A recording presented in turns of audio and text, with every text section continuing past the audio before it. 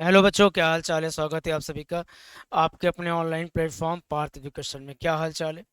आज हम लोग चर्चा करेंगे क्वाड्रिलेटरल के बारे में। बहुत ही शानदार टॉपिक रहेगा क्वाड्रिलेटरल, उसके बारे में फॉर्मूला वॉर्मूला सब जानेंगे। ठीक है, चलिए तैयार हो जाइए शॉर्ट क्लास में। तो आज हम पढ़ेंगे यहाँ पे क्वाड्रिलेटरल।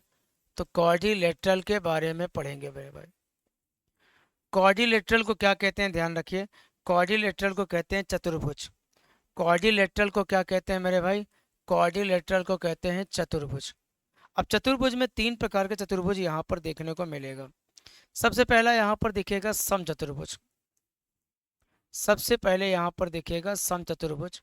फिर आपका यहाँ पर रहेगा समलम चतुर्भुज। समलम चतुर्भुज। फिर आपका रहेगा समांतर चतुर्भुज।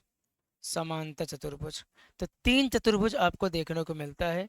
पहला आपका समचतुर्भुज, समलम चतुर्भुज और समांतर चतुर्भुज। सबसे पहले हम लोग जानेंगे समचतुर्भुज के बारे में, बहुत शानदार तरीके से जानेंगे। देखिए, ये वर्ग की तरह व्यवहार करता है, रोम्बस कहते हैं इंग्लिश में इसको। समचतुर्भुज इंग्लिश में कहते हैं रोम्बस। समचतुर्भुज को अगर हम सही से देखें तो ये इस तरह से बनेगा, ऐसे बनेगा भैया। इसमें क्या होता है, सभी साइडें बराबर होती हैं। ये वर्ग की तरह होता है, मगर ध्यान रखना इसका प्रत्येक कोण 90 अंश नहीं होता। इसका प्रत्येक कोण 90 अंश का नहीं होता। इसका प्रत्येक कोण 90 अंश का नहीं होता। प्रत्येक कोण 90 अंश का नहीं होता। अब कहानी यह है, अगर प्रत्येक कोण 90 अंश का नहीं होता तो इसको ऐसे ऐसे बना दीजिए।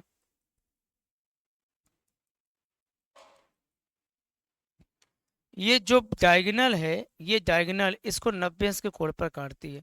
इसको D1, इसको क्या कर देंगे, D2 हो जाएगा। प्रत्येक कोण 90 अंश नहीं होता, परंतु अगर मैं आपसे कहूँ कि इसका परिमाप क्या होगा, इसका परिमाप निकालो। इसका परिमाप वर्ग की तरह होगा 4a। इसका एरिया कैसे निकालेंगे, तो इसका एरिया होता है, ध्यान रखना, इसका एरिया होता है हाफ विकड़ों का गुणनफल। हाफ विकड़ों का गुणनफल।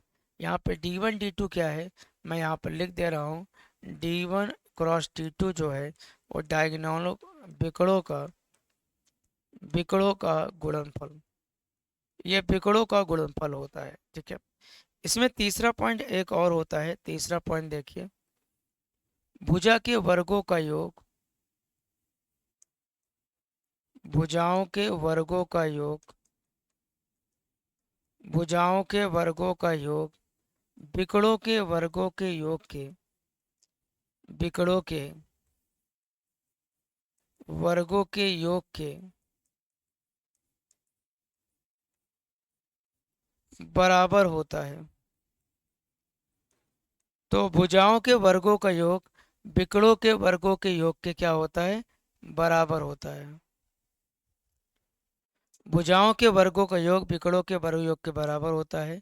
भुजा का ए स्क्वायर ए स्क्वायर ए स्क्वायर ए स्क्वायर 4a² बराबर दोनों D1² प्लस D2²। 4a² बराबर D1² प्लस D2²। ठीक है, अब यहाँ से बहुत सारे फॉर्मूले आप निकल के आएंगे। तो 4a² बराबर हो जाएगा D1² पर D2²। तो यहाँ पर हो जाएगा 4a² बराबर D1² पर D2²। 4 से भाग करो, a² बराबर हो जाएगा D1/2 का होल स्क्वायर प्लस हो जाएगा यहाँ पर D2/2 का होल स्क्वायर।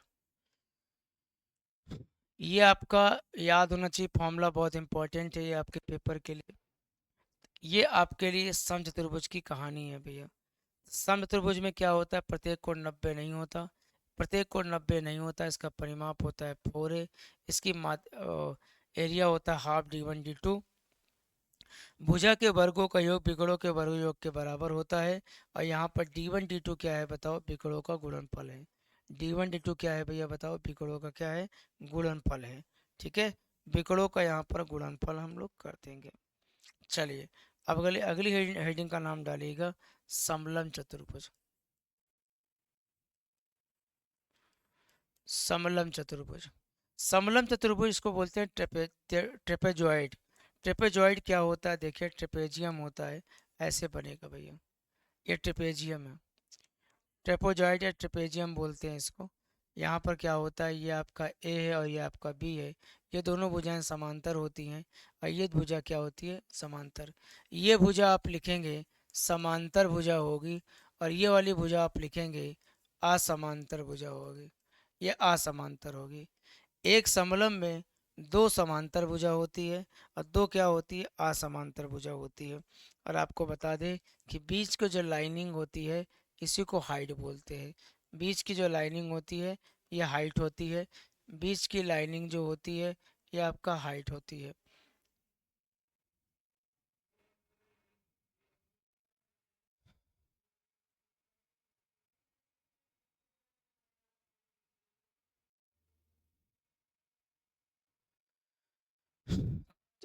तो दो भुजाएं आपकी समांतर भुजा होती है और दो भुजाएं क्या होती हैं, असमांतर भुजा होती हैं। अब कहानी यहाँ पर यह है कि समलंब का एरिया कैसे निकालेंगे। अगर समलंब का एरिया आपको निकालना है, समलंब का एरिया हो जाएगा, देखिए हाफ दोनों भुजाओं का योग गुणे बीच की दूरी, दोनों भुजाओं का योग गुणे बीच की दूरी। ठीक है। तो समलंब का एरिया जो फॉर्मूला होगा वो मैं आपको बता रहा हूँ। समलंब के एरिया का फॉर्मूला, ठीक है। समलंब का एरिया के हिंदी में इसको कहेंगे हाफ समांतर भुजाओं का योग गुणे बीच की दूरी। इसको क्या कहेंगे, ध्यान रखिए, इसको हिंदी में कहेंगे हाफ समांतर भुजा का योग, समांतर भुजा का योग गुणे बीच की दूरी। और ये दोनों भुजाएं क्या होती हैं, असमांतर होती हैं। आपको पता है अगर यहाँ से लेकर यहाँ तक ए है तो ये पूरा आपका बी है, मगर अंदर वाला मामला ये आपका ए है। ठीक है। तो आप देखेंगे ये हाइट बराबर और ये ए बराबर, ये एक आयताकार होगा। क्या बताइए, आयताकार होगा। और आयत आयत आयत का जो क्षेत्रफल होता है लंबाई गुणे कितना होता है, चौड़ाई होता है। ठीक है। इतनी बात सबको समझ में आ गई। चलिए अगला देखिए, समांतर चतुर्भुज। समांतर चतुर्भुज, समांतर देखिए कैसे बनेगा, समांतर देखिए, समांतर मतलब ऐसे बनेगा काजू कतली की तरह। आपको पता है ये लंबाई है और ये आपका क्या है, चौड़ाई है। इसमें भी प्रत्येक कोण 90 अंश नहीं होता, इसमें भी कह सकते हैं प्रत्येक कोण 90 अंश का नहीं होता। और जिस दिन 90 अंश का हो नहीं होता है, जिस दिन अगर ये 90 अंश का हो जाएगा तो ऐसे बनने लगेगा, तो ये आयत हो जाएगा। क्या हो जाएगा, आयत।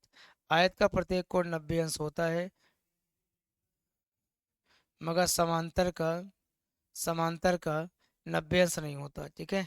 पहला पॉइंट ये है कि इसका परिमाप देखो क्या है, इसका परिमाप होगा 2l+b। इसके विकर्ण देखो भाई, इसका विकर्ण हो जाएगा √L² + B²। तीसरा, यहाँ पर d1 d2 कर लो, या फिर इसका एरिया का फॉर्मूला क्या होता है, ध्यान रखना, एरिया होता है बेस इंटू हाइट। जैसे मान लो L कर लिए तो H कर लिए, अथवा B कर लिए तो H2 कर लिए। ठीक है, इस तरह से। और इसमें भी होता है भुजा का वर्ग के भुजाओं के चौथा, इसका होता है भुजाओं के वर्गों का योग, भुजाओं के वर्गों का योग विकर्णों के वर्गों के योग के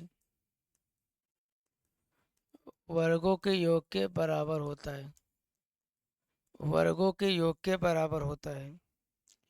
तो भुजाओं के वर्गों का योग मतलब L² + आपका B², वो भी दो दो बार होगा क्योंकि 2l², 2l² बराबर विकर्णों के वर्गों d² + d2², या फिर L² + B² बराबर लिख लो विकर्ण के वर्गों का आधा होता है, विकर्ण के वर्गों का क्या होता है, आधा होता है। ऐसे तमाम जानकारी प्राप्त करने के लिए आप हमारे साथ जुड़ सकते हैं बेहतरीन तरीके से। ठीक है। चलिए भैया, तो तो आई होप आपको मज़ा आई होगी, पसंद आया होगा। ऐसे अगली क्लास जानने के लिए आप ज्वाइन कर लीजिए हमारा एक चैनल है जिसका नाम है रोजगार पार्थ। रोजगार पार्थ चैनल को सब्सक्राइब कर लीजिए, उसमें वनडे के रिलेटेड सभी इंफॉर्मेशन दिया जाता है। तो आज के लिए इतना ही, धन्यवाद। जय हिंद, जय Bharat. Thank you so much, thank you.